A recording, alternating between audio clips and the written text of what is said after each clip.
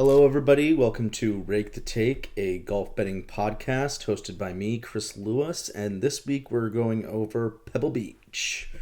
The Pebble Beach Pro Am, of course. It's the second designated event of the PGA Tour season.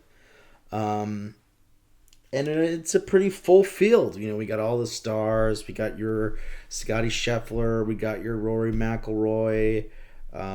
Except Xander's not in the field. He's really the only one that's missing in terms of like the top guys. But Spieth is also back, and you know you got obviously JT and Cantlay, Hideki, Sungjae, those kind of guys that are playing well right now. So it should be a really fun tournament, and it'd be nice that if this tournament kind of revives the Pebble Beach Pro Am a little bit, because Pebble Beach has certainly become a kind of forgotten course over the years, until they've kind of elevated it to become a designated event. You know, a lot of star players weren't really playing the event because of the Pro-Am element and that just slowing down the pace of play. And so it's kind of interesting to see that, you know, this is the second year we've kind of had Pebble Beach as a designated event. Last year kind of got ruined because they had mudslides and things like that kind of ruined the course for the players, and they had to cancel a day early. So Wyndham Clark won off of kind of a weird, kind of a weird circumstance or technicality. So it'd be good to have a full tournament here, just so that players can kind of have a better chance at performing at this course over the course of 4 days. But yeah, no, I'm excited for this week. Let's kind of just go over the courses real quick. Obviously, Pebble Beach is the main course that they'll play, that everyone will play at least 3 of the 4 days. In Spyglass Hill being the other course that they will alternate from the first 2 days of the tournament, just like they did at the Farmers Insurance Open. But yeah, no, at Pebble Beach, you know, the skill sets between Pebble Beach Golf Links and Spyglass Hill are very different, I would say. Not because the courses are all that different in terms of length, it's just the setups are very different.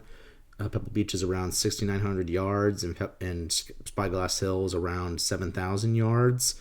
And at Pebble Beach, you know, since it's a links course, you kind of have to be very creative around the greens, and you have to have some excellence, kind of in terms of getting in the fairway.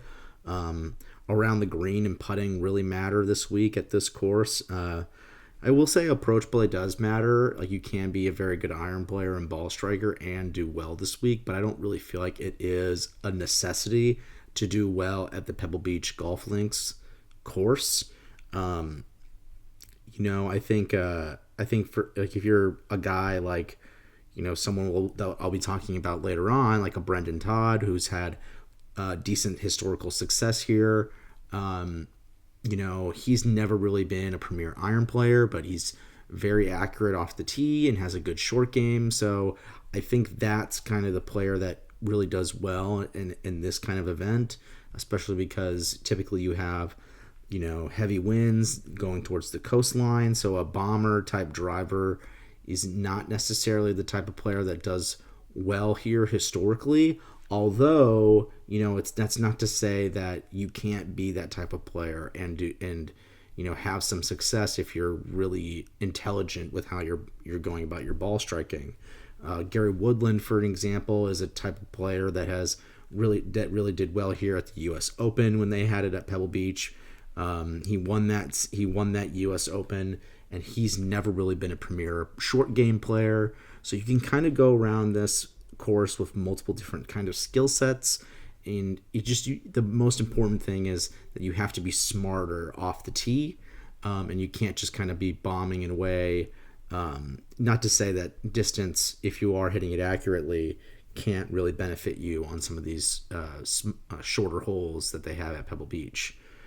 Spyglass Hill, however, it is a much more of a kind course to distance, and ball strikers really do well there.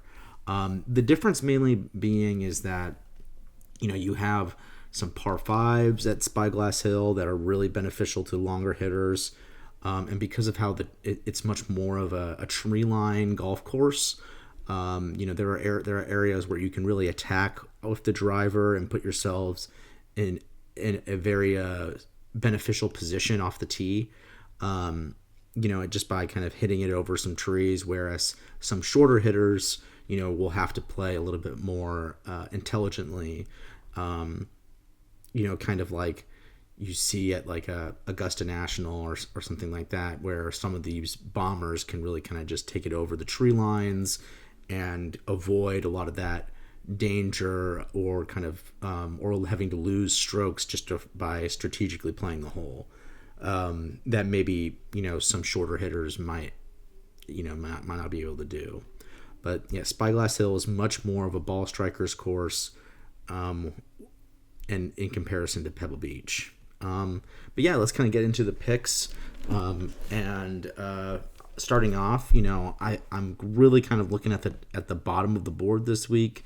The top of the board really doesn't appeal that much to me. Although before I get going on my picks, I will say if you do just want to go ahead and bet Scotty and not really do anything else, I would not blame you. That's just not really how I want to play this event, especially since Scotty hasn't been playing recently, although I would not be shocked at all if he won.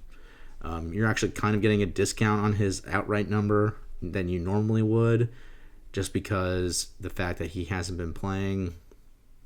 So I feel like it's not really a great price, but in terms of just like overall betting strategy, but it is probably a discount than what he will normally be at for the rest of the season, and what we have had him at in 2024.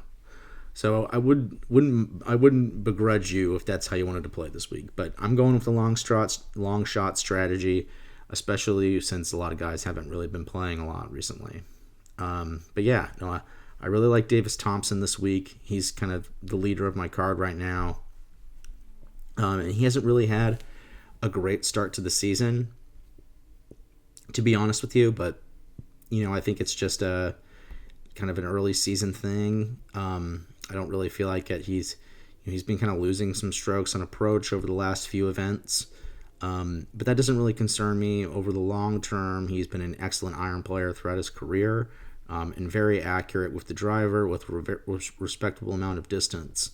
And his around the green play is also excellent. He's in the 90th percentile around the greens. The putting, especially from a lag putting perspective, leaves a little bit more to be desired. But from 5 to 30 feet and 2 to 5 feet, he's pretty solid there as well. There's not really a total flaw in his game at all, in my opinion, and I think this is a good buy low opportunity before he starts really playing well at other events. He's plus 11,000 this week. I think that's a crazy number for Davis Thompson. He's much more talented than that, but I think that's just kind of the nature of what we have at these designated events. You can't have everybody at the top of the board, of course. But yeah, no, I like Davis Thompson.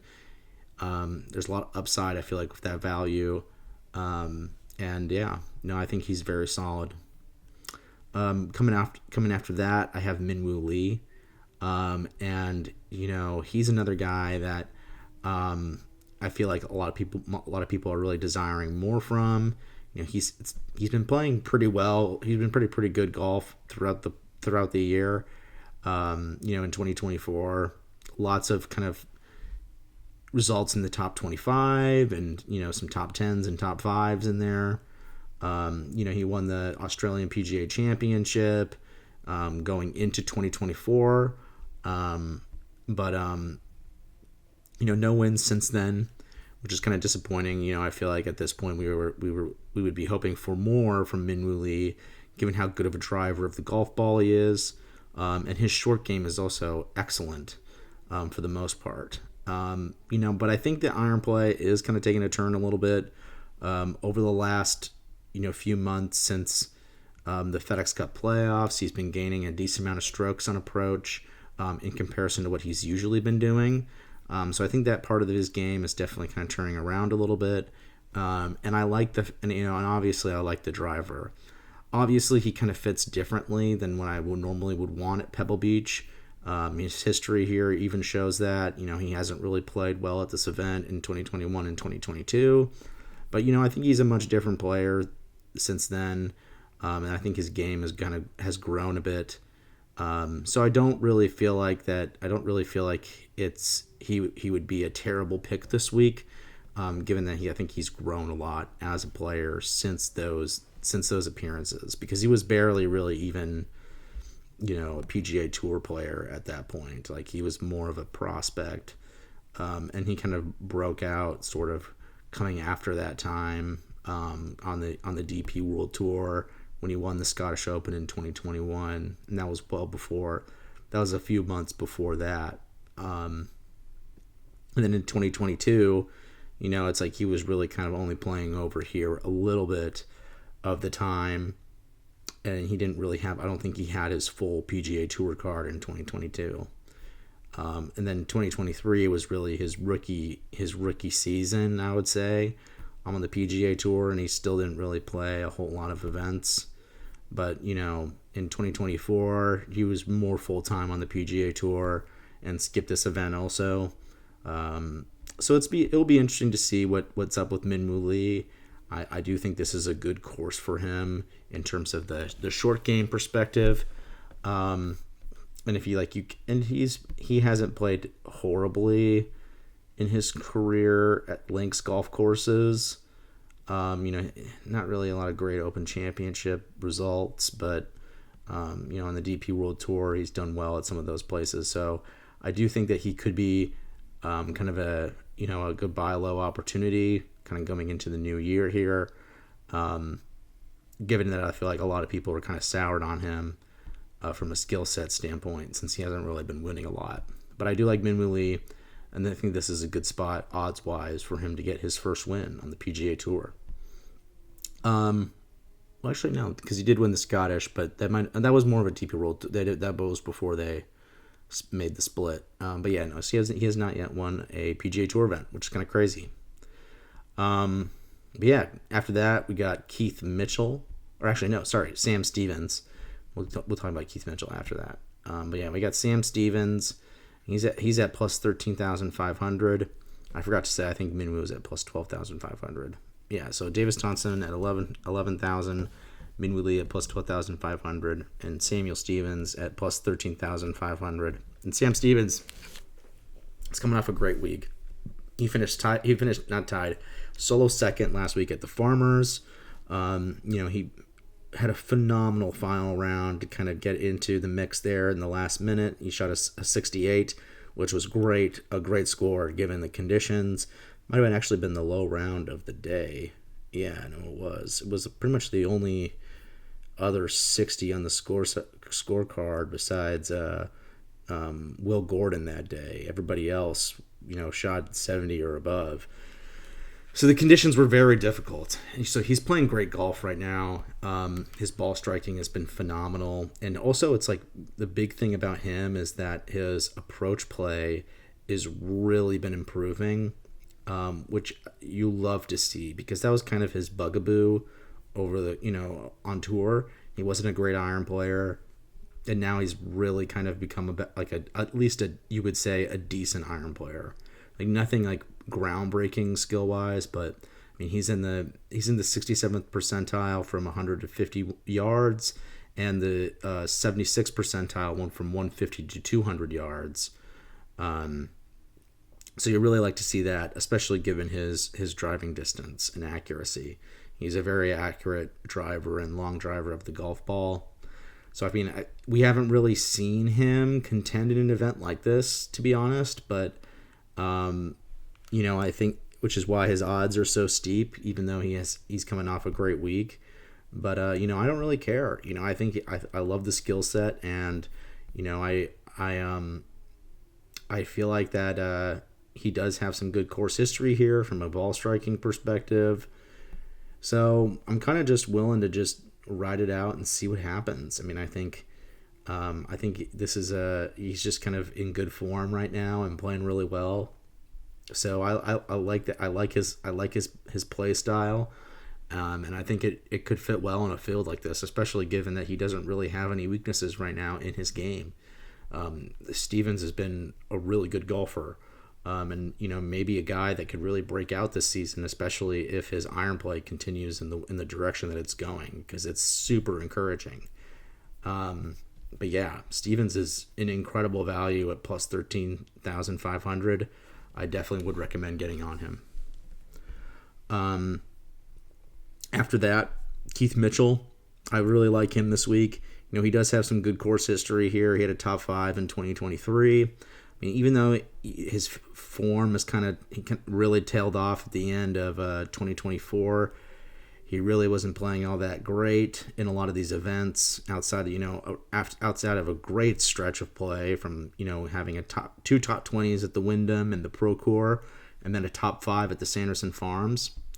But his ball striking numbers have looked really good kind of coming into 2025, and so that kind of gives me a lot of encouragement that maybe he is kind of coming back into form as a player, because he does have a very good game overall. His short game is pretty underrated, actually, I would say, in terms of a distance player. The putting has kind of fallen off a little bit. That used to be, a bit more of a strength of his, kind of earlier in the 2020s, but it's kind of fallen off, and so that's definitely his weakness. But obviously, he's still a really good ball striker off the tee and on approach. He's very solid. And he's going to create himself a lot of opportunities. So I just think he's a good value, another good buy low, and he's at plus 15,000. So I really like those odds kind of coming into this week. So I think that Keith Mitchell is definitely another player where it's like you can kind of look at the profile and be like, yeah, he can definitely contend among an elite field like this, especially if his ball striking is on point. I just think this is a very solid area to kind of get him at, in terms of a buy low opportunity. Excuse me. After that, I have Austin Eckroat, who I took last week, and obviously he didn't really do that well. His short game is really struggling right now, but at plus 17,500, it's hard for me to pass that up. Even though his around the green game has been pretty bad, I love where the driving and the approach play is at. I mean, he still is such a good ball striker. And I think, last week was kind of a weird week with the weather and everything that was going on. So, I mean, I wouldn't be surprised. It was just kind of a blip. And so I'm happy to take him back, to continue to back him at this price. I mean, I just don't really see why I wouldn't. It's just kind of, we can't kind of like Tom Hoagie a few years ago. Eckroat kind of reminds me of that skill set in terms of how he can do well around here. So I don't really, if he's just continuing to hit fairways and greens, he can really do well this week. So I'm not really worried about him, even though the around the green game has been pretty abysmal over the past year now. I mean, it's really bad numbers around the green. It's kind of scary, but outside of that, the ball striking has been great. So we'll just hope he can figure that out around the greens, since that's a little bit less of a predictable skill set anyway. Taylor Moore, I really like him. He's at plus 18,500. And Taylor Moore, he's had some good history here. 2 top 20s in 2022 and 2023. Coming off of a top 10 at the American Express. He's just a very solid player overall. The approach play is kind of what his weakness is, I would say. He's hasn't really been consistent there with his wedges. But around the green and putting wise, he's a great player, and he's a great driver of the golf ball. So I feel like those kind of skill sets are really what attract me here. So it's like if he's driving it well and is able to really do well around the greens, I think that's what makes him such a good value. And the ball striking has been better lately. Like with the at the American Express, he gained a lot of strokes on approach. And then at the Farmers, I think he was playing well for a little bit and then fell off on the final day. Yeah, no, 74, 71, 69 in the first 3 days, and then he shot an 80 on the final day. But I'm like I said, I'm not I'm not really going to punish guys for shooting poorly. At the Farmers right now, like that was such a weird week from a difficulty perspective. I don't expect the course this week to be that difficult. It should be pretty low scoring, I will say. So with that in mind, I do like Taylor Moore at his value. Kevin Yu was another guy I like at plus 25,000. He's a player that we've talked about recently as well, and he kind of had some good rounds last week at the Farmers, but really fell off on the difficult almost at Tuesday, difficult Thursday. When the winds really picked up again. But he had a good start at the North Course. He shot a 69. And he's really played well here too. Like last year, his ball striking numbers were great. It was just kind of around the green game that struggled. But the around the green game struggled too in 2023. It just wasn't as abysmal, where he finished tied for 7th. So I think this is a good place for him, as a ball striker. He can kind of take advantage of a lot of these holes. Given his distance and good approach play. Obviously, the short game is concerning, given that is a pretty decent skill set that you need around here. But, if the ball striking, kind of like with Gary Woodland, is on point, then I'm not going to be worried about that. Which can happen with him.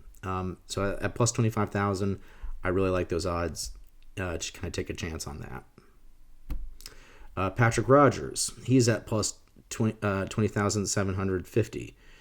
27,500, I should say. I almost but yeah, 27,500. I don't know what I was just saying right now. But Patrick Rogers, he's at plus 27,500. And with him, it's like he's also had some good performances here, like a top 10 in 2018. Outside of that, it's nothing really all that great. But the encouraging thing for him is that his approach play is really starting to kind of turn around a little bit. That was a big weakness for him for a while. And it's kind of looking like that even though his results haven't really been all that good so far this year, his off the tee game has been very solid. The approach play has been solid. Around the greens has been kind of hit or miss, but that's usually a good skill set for him. And the putting has been really bad. But Patrick Rogers is usually a very good putter. So the fact that he's been this bad, on the greens this year, I don't feel like that's going to last, because he's usually a very consistent player on the greens. His putting is one of his big strong suits historically. So that was really surprising to me that it's kind of fallen off this much. I don't really think that's something that's going to last. Kind of like with Sam Stevens, he does have a good skill set, and I don't think he's that far away from being that type of player in an event like this. So, at plus 27,500, I don't think that's a bad bet. I think he's doing a lot better than maybe the statistics are giving him credit for overall in these fields. So, or not really the statistics, but the results overall in these fields. The putting is really bringing him down. But if that just goes back to average, he'll probably be close to the top 20. Adam Hadwin, another player that we're buying low on. If Hadwin, he's a player that typically doesn't also have a lot of weaknesses in his game. The approach play has been kind of off lately, which is another one of his skill sets that's been great throughout his career, especially here at Pebble Beach. He's had some good results here historically. A tie for 16th and a tie for 18th. And some other top 40s around there. And his his ball striking numbers at the Pebble Beach golf course have been very solid. So I think this is a good course fit for him, especially considering that it kind of tests his creativity around the greens, which is a strong skill set of his, and it also relies on the accuracy of his driver, which he definitely is one. So I do like Hadwin. I mean, his odds are plus 30,000, which is crazy to see him at that high up the board. But given that it's a designated event, that makes sense, and that he is not really playing well right now. But who cares? If he comes into this event doing a lot better, then I think I feel good about that. So I'm not really worried about Hadwin this week. I think he's I think that I like the kind of punt on him at plus 30,000 at a course that he's done well at before. Then we got Matthew Pavone. He's at plus 35,000. Pavone, he has kind of fallen off a bit since his great stretch of play to begin 2024, where he had multiple top fives, including him contending at the U.S. Open and winning the Farmers Insurance Open. And then after that week, having a top five at Pebble Beach. Pavone was in great form to begin 2024, and we have yet to really see that come back since the U.S. Open. But, at plus 35,000, I think it's a good punt to see if he kind of can do well here, given his course history. And, it's just with him, it's like the irons have really fallen off. And that was really what his major skill set was kind of coming into the PGA Tour, is that he was on fire with his irons. He's very accurate off the tee, and he's a good putter. So I don't think those things are going to go away necessarily. But he's got to get back to having good success with his wedges. And if that can happen, then I think, it would not shock me at all to see Pavone on this leaderboard. After that, we got Erik van Rooyen. Van Rooyen is plus 40,000 this week. And he's another player who has been kind of struggling. But, I think given last year, he had a tie for 20th finish, and he had some great ball striking numbers at the American Express. And he honestly played really well in Hawaii, too. He was tied for 30th. And then, he shot below 70 all 3 days that week. Just didn't really get into the top 20. And then at the American Express, he didn't really play all that great there, but I think that was also because the scores were just so low that week. It did seem like he had a good round at the Stadium course, which is a bit tougher. And then at the Farmers, he shot a 67 to begin the tournament and then an 80 the next day, which was really difficult. So, I do think he is playing a little bit better than maybe the results are giving him credit for. So, I think that this is a good spot for him to bounce back, like so many of these other guys that I'm taking this week. Because kind of coming into 2024, he was on fire like Matthew Pavone. He was playing really well, having solid results in events. So, I don't really feel like he's that far away from that. I think this price is kind of crazy, so I like the 40,000 punt for him. I think it's a good value to buy back in. And then Jake Knapp, you have him at plus 50,000. Knapp, he's a guy too that kind of going into 2020, kind of in the early parts of 2024, was really successful. He won the Mexico Open. He had a top 5 at the Farmers, top 5 at the Cognizant Classic. It looked like he was about to become a star on the PGA Tour, and then he started playing a lot more these more difficult events and really fell off and struggled as the wedge play and the short game kind of faltered. But I think with him, he is a decent putter of the golf ball. I don't really view that as a weakness of his. His main weaknesses are around the green and on approach. But given his distance, he can really overpower a lot of these golf holes. And if he can just figure it out a little bit better with the distance, I do think that he could have a good week this week. And he honestly didn't have that bad of a week at the Farmers either. He shot a 71, 73, 71, and a 74. I mean, that's really not that bad to finish tied for 32nd. I mean, none of those are outstanding rounds, I would say, but he was putting really well last week. He was putting it really well at the American Express. Like, I do think that Knapp, he does have some. He's very close, I think, to kind of getting back to some of that form that he was from what I've seen from him this year so far. And I do think his upside is a lot higher than what he's been playing at lately.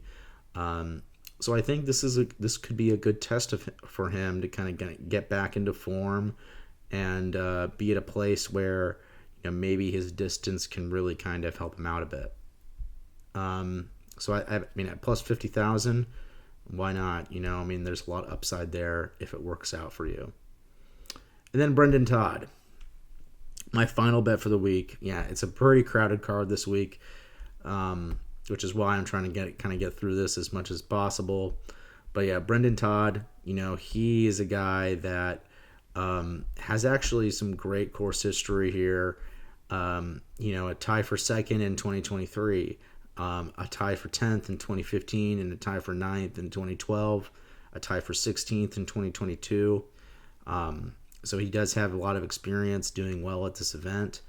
I think with him lately, he's really been struggling with his irons, kind of coming out of nowhere, to be honest with you. He was playing pretty well at the end of the season, having a tie for 12th at the John Deere, a tie for 31st at the Open, tie for 12th at the Wyndham, and then a tie for 22nd at the FedEx St. Jude Championship, where then he just completely fell off with his iron play and was really starting to struggle. It could be an injury-related type thing. Who knows? But at plus 60,000 for a course that really fits his game, I mean, I don't expect the irons to really be continue to be this bad. He's going to figure it out because his short game and his accuracy ability fit excellently at this course. And we've seen Todd go through stretches like this where the iron play has been really bad, and then he's been able to figure it out pretty quickly. So I am not going to punish him for this bad stretch of iron play, and I'm just going to take the value where I can at a course that I think really fits his game. It's like I said, especially at the Pebble Beach golf course, accuracy and short game are great skill sets to have around there. So I really feel like Brendan Todd is a very solid value. Blah. That was a mouthful. But yeah, let me just go through all the picks quickly again, just to make sure that you guys have heard them, because that was a bit of a blitzkrieg. But yeah, Davis Thompson, Minwoo Lee, Sam Stevens, Keith Mitchell, Austin Eckroat, Taylor Moore, Kevin Yu, Patrick Rogers, Adam Hadwin, Matthew Pavone, Eric Van Rooyen, Jake Knapp, Brendan Todd. Yeah, I'm gunning down for some big money winners this week. I don't want to take the top of the board. I just do not want to do it. The odds stink, and those guys really aren't playing that much right now. So it's like, everybody's working on things, and so it's like you can't really punish guys early on in the season on the odds board they may not be top players, of course, in the case of guys like Brendan Todd or whatnot, but they can do well in this type of event. It's not inconceivable. This is a loaded field. Who knows what's going to happen? A lot of these guys haven't really been playing, and when they have been playing, a lot of them haven't really been playing all that great. So, it's not, I don't think this is something where I'm going to, just start ringing alarm bells because certain things aren't going certain guys' way. I like the value for a lot of these guys this week at the bottom of the board. And it's just avoiding the top right now is kind of what I want to do. I just don't really, if a Morikawa or a Justin Thomas wins this week, that's fine. There's those guys have had some decent starts so far this year, but in terms of what I'm looking for, I want value this week. I don't really want to punish myself by taking somebody at the top of the board if they don't do well, because the payout just really isn't there right now. I mean, the mid-tier guys, it's like there's not really a ton of great options there either. I mean, especially, geez, Nick Taylor just won, but he's at plus 6,500. I mean, a couple weeks ago, this guy would have been the same price as some of these guys that I'm taking right now. I mean, they're not that far off from being a Nick Taylor, and there's no way that you would take Nick Taylor at plus 6,500 odds when Adam Hadwin, who was like basically the same guy, is is at plus 30,000. It just makes no sense. So yeah, no, I like how the card is set up right now for me. I feel good about it. Hopefully you do too. And yeah, let's just enjoy the week and hopefully that we can get some big winners. Thanks for listening.